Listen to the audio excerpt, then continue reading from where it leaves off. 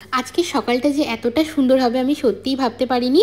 তো তোমরা দেখে বুঝতেই পারছো আমি কোথায় আছি। হ্যাঁ, আমি পাহাড়ে চলে এসেছি ঘুরতে। তো বন্ধুরা, এটা আমার শিটং ট্যুরের ব্লগ। তো শিটংয়ে আমরা প্রচণ্ড মজা করলাম, অনেক অনেক ঘুরলাম। তো কোথায় কোথায় গেছি না গেছি সমস্ত ডিটেলস তোমাদের সাথে আমি এই ভিডিওটাতে শেয়ার করব। তো পুরো ভিডিওটা দেখো, কোথাও স্কিপ না করে। আশা করি তোমাদের ভীষণ ভালো লাগবে। তো বন্ধুরা, এখন সকাল 6:21 বাজে আর আমি ঘুম থেকে উঠে গেছি। আর দেখো আমাদের ব্যালকনি থেকে জাস্ট পাহাড়ের ভিউটা দেখো, জাস্ট অসাধারণ। তো এইরকম একটা ভিউ তোমাদের সাথে শেয়ার না করলে কি হয়? তাহলে আর কি পাহাড় ঘুরলাম, তাই না? সত্যি বলতে পাহাড়ের সকালটা একদমই অন্যরকম। তারপর তো একটু ফ্রেশ হয়ে বাইরে বেরিয়েছিলাম, কারণ আগের দিন রাত্রে অনেকটা দেরিতেই খাবার আমাদেরকে খেতে দিয়েছিল। তো একটু রাতে করে খেলে আমার আবার একটু অসুবিধা হয়, ওই জন্যই ভাবলাম একটু হাঁটাহাঁটি করে। তারপর তো প্রায় আধা ঘন্টা ধরে হাঁটাহাঁটি, তারপর ঘোরাঘুরি করতে করতে সময় পেরিয়েই গেল।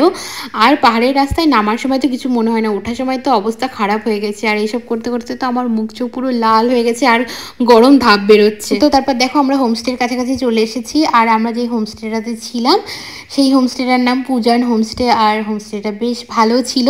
আর এই হোমস্টেটার কিন্তু সমস্ত ডিটেলস আমি আগের একটা ভিডিওতে শেয়ার করে দিয়েছি, ওখানে চাইলে তোমরা সমস্তটা দেখে নিতে পারো। মানে এই হোমস্টেটার রুম, তারপর খাওয়ার দাওয়ার, ফোন নাম্বার সমস্ত কিছু কিন্তু দেওয়া রয়েছে। মানে সত্যি বলতে এই হোমস্টেটার বাইরেরটা দেখে তোমরা একদমই বুঝতে পারবে না যে ভেতরটা কত সুন্দর। মানে আমরা যে রুমগুলোতে ছিলাম রুমগুলো কিন্তু খুব সুন্দর ছিল। তারপর আমরা দেখো হোমস্টেটার নিচের দিকে যাচ্ছি। এখন আমাদেরকে এখন চা বিস্কিট এগুলো দিবে, যাই হোক। আর দেখো কি সুন্দর সুন্দর ফুলের গাছ, জাস্ট ফুলের গাছগুলো দেখে আমার তো মনটা ভরে যাচ্ছিল পুরো। মানে পাহাড়ে এত সুন্দর সুন্দর ফুলের গাছ না, আর এমন এমন তোমার গাছের পাতা, মানে একটা গাছের মধ্যে 2-3 রকমের পাতার কালার আর কি, ভ্যারাইটি, খুব ভালো লাগছিল। আর এই দিকটা দেখো বেসিনের পাশেও এত সুন্দর করে সাজিয়ে রেখেছে না ফুলগুলো দেখে, আর ফুলগুলো ফুটে আছে আর এত সুন্দর কালার, চারপাশটাই বেশ ভালো লাগছিল। দেখো ওই দিকটাও। আর এই দেখো আমাদের বুফের এই জায়গাটা, আর এখান থেকে পুরো পাহাড়ের ভিউটা দেখা যাচ্ছে। আর এখানে আমরা মানে রাতের বেলাতেও খেতাম, দুপুরবেলাতেও খেতাম, মানে যখন যখন খাবার দিত আর কি, এখানেই খেতাম আর পাহাড় দেখতাম আর এনজয় করতাম। তারপর তো চা বিস্কিট খেয়ে স্নান টান করে পুরো রেডি হয়ে মেকআপ শেকআপ করে নিয়েছি। আর দেখো এখন আমাদের গাড়ি ছেড়েও দিয়েছি আর আমরা বেরিয়েও পড়েছি।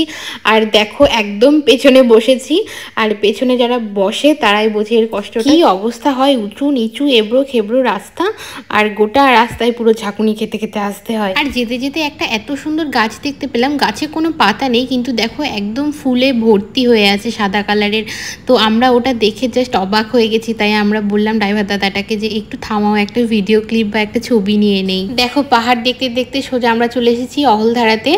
আর অহলধারাতে আমাদের হোমস্টে থেকে আসতে সময় লেগেছিল মোটামুটি 50 মিনিটের মতো। সত্যি বলতে পাহাড়ে ঘুরতে আসলে কখন যে কিভাবে সময়টা চলে যায় মানে বোঝাই যায় না। যখন উপরের দিকে একটু একটু করে উঠছি তখন দেখছি যে পরপর কয়েকটা হোমস্টে আছে, আর এত সুন্দর জায়গাতে হোমস্টেগুলো হয়েছে না, দারুণ লাগছিল দেখতে। আর নিচেরটাতেই চা বাগান রয়েছে। সত্যি বলতে অহলধারা নামে যে পাহাড়ে মানে এত সুন্দর একটা জায়গা হয় আমি জানতাম না। তো আমি যেদিন ঘুরতে আসি তার 3-4 দিন আগে আমি জানতে পেরেছি যে অহলধারা নামে যে জায়গাটা আছে ওটা নাকি ভীষণই সুন্দর। তো আমি ইউটিউবে সার্চ করে দেখছিলাম তখন, তো ছবি মানে ভিডিওতে সত্যি কথা বলতে খুব একটা বোঝা ছিল না, তবে মানে সামনাসামনি যখন দেখলাম মানে একটা আলাদাই ফিল হচ্ছিল আর কি। তারপর এক্ষুনি একটা ইন্টারেস্টিং জিনিস তোমাদেরকে দেখাচ্ছি। দেখো এই যে নিচটাতে মানে চা বাগানের নিচটাতে মানে অনেকগুলো হোমস্টে আছে, কয়েকটা বেশ পরপর। তো যারা নিচের দিকটাতে থাকছে তাদের যে কি মজা ওটাই আমি ভাবছি। আর হ্যাঁ, এরপরে যদি কখনো আমি এখানে আসি, মানে আমার যদি আবার এই দিকটাতে ঘুরতে আসার সুযোগ হয়, তো আমি এই হোমস্টেটাতে থাকবো। এত সুন্দর জায়গাটা দেখে মনে হচ্ছিল যেন সারাটা দিন আমি ওখানেই বসে পার করে দিই। তো একদম ওই নিচটা দেখতে পাচ্ছ শেষ প্রান্ত, তো এখন আমরা ওই দিকটাতেই যাব। আর কয়েকজন তো চলেও গেছে, আমি মানে আমার যেতে অনেকটা দেরি হয়েছে কারণ অনেক ভিডিও নিচ্ছিলাম, ছবি তুলছিলাম, এগুলোই করছিলাম, আমার আর কি কাজ। এরপর তো ফাইনালি চলে এলাম। আর দেখো চারপাশটা তোমাদেরকে দেখাচ্ছি, আর এত সুন্দর লাগছে। পাহাড়ের যে কোথায় শুরু আর কোথায় যে শেষ মানে কেউ আর বলতে পারবে না, এত সুন্দর লাগছে। আর এই যে দেখো দুটো পুচকি বাচ্চা এখানে একদম নিচে দাঁড়িয়ে আছে, ঘাউ ঘাউ ঘাউ ঘাউ করেই যাচ্ছে। আর আমার পাশে যে একটা ভাই ছিল যে আমাকে ভিডিও করে দিচ্ছিল, একটু ছবি টবি তুলে দিচ্ছিল, আর ও তো আবার খুব ভয় পায়। তো আমি বলছিলাম যে মানে ওদের কাছে যাস না, একটু সাইডে থাক, তারপর একটু ভিডিও করে দে। আর এইদিকে দেখো আমার তো ভিডিও করার চোটে আমার জুতোই খুলে গেছে, কি অবস্থা। এখানে বেশ অনেকক্ষণই সময় কাটালাম। তো এই যে হেঁটে হেঁটে আসছি যেখান দিয়ে, তার নিচটাতেই দেখো কি সুন্দর সুন্দর হোমস্টেগুলো।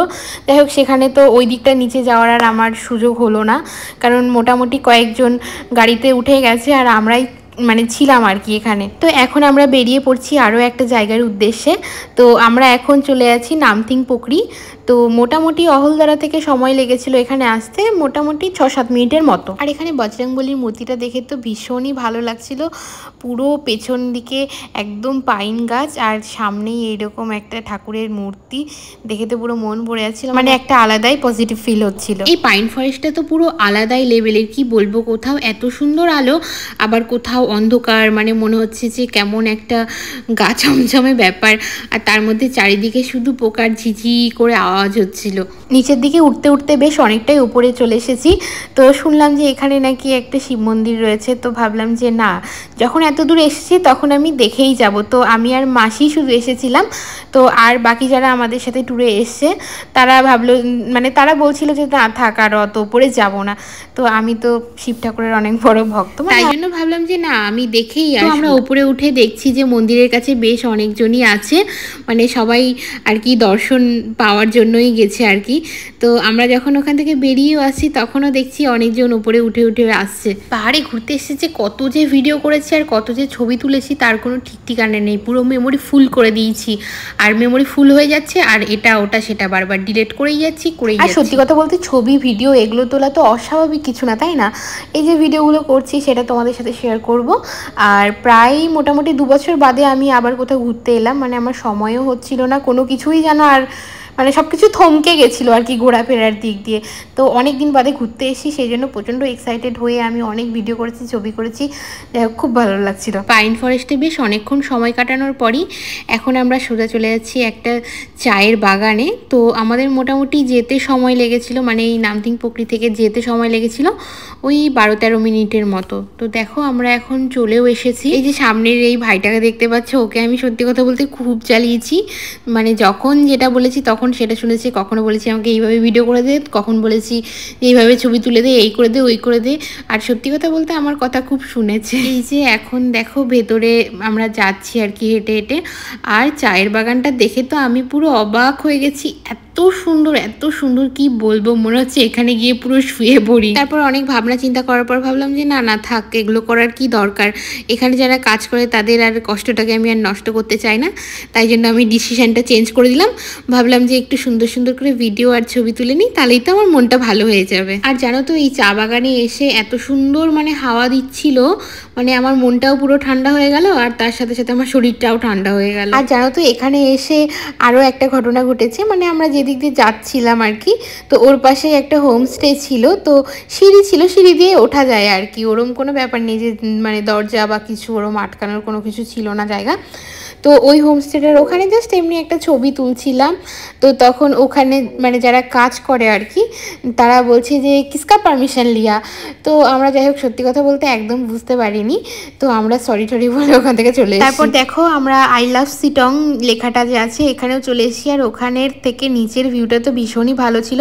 আর তার পাশে একটা মনেস্ট্রি ছিল, তো ওখানে আমরা এখন সোজা চলে যাচ্ছি। আর সত্যি কথা বলতে পাহাড়ের প্রত্যেকটা কোনায় কোনায় যেন সৌন্দর্য লুকিয়ে আছে। পাহাড়ের গাছপালা বলো, ফুল বলো, বাড়িঘর, রাস্তা, সব কিছুই ভীষণই সুন্দর। তো দেখো আমরা মনেস্ট্রিতে চলে এসেছি, আর মানে বেশ মাটির দেওয়াল, সব কিছুরই মাটির করা ছিল।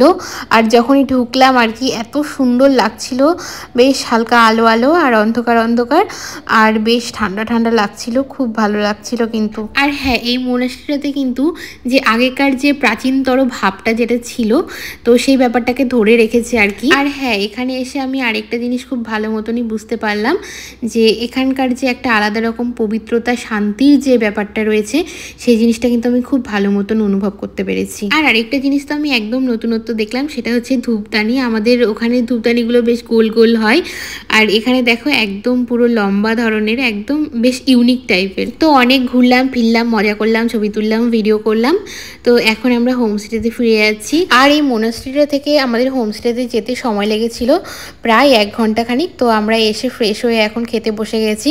আর যেহেতু সেই দিন সোমবার ছিল তাই জন্য আমি পুরো ভেজ আইটেম নিয়েছিলাম, আরও ননভেজে মাছ টাছ অনেক কিছু ছিল, সেগুলো তো আমি কিছু খাইনি। আর সন্ধ্যাবেলাতে আমাদেরকে দিয়েছিল মোমো, আর মোমোটা তো ভীষণই টেস্টি হয়েছিল। তারপর তো মোমো টোমো খাওয়ার পর রেস্ট করছিলাম, আর 9:30 বেজে গেছে, আর আমাদের এখন খাওয়ার জন্য ডাক পড়ে গেছে। তো রাতেও আমার ভেজই ছিল, তার সাথে ছিল তোমার পনির, ডাল, ভাত আর আলু ভাজা আর রুটি নিয়েছিলাম। আর এর পরের দিন কিন্তু কার্শিয়াংয়ের অনেক সুন্দর সুন্দর জায়গায় ঘুরতে গেছিলাম। ডাউহিল, চিমনি, পাইন ফরেস্ট, চায়ের বাগান, আর এত সুন্দর মানে মেক করে দারুণ দারুণ একটা ব্যাপার ছিল ভিডিওগুলো। তো সেই ভিডিওগুলো দেখার জন্য কিন্তু এক্ষুনি লাইক অ্যান্ড সাবস্ক্রাইব করে দিতে হবে। বাই, আর দেখা হচ্ছে নেক্সট ব্লগে।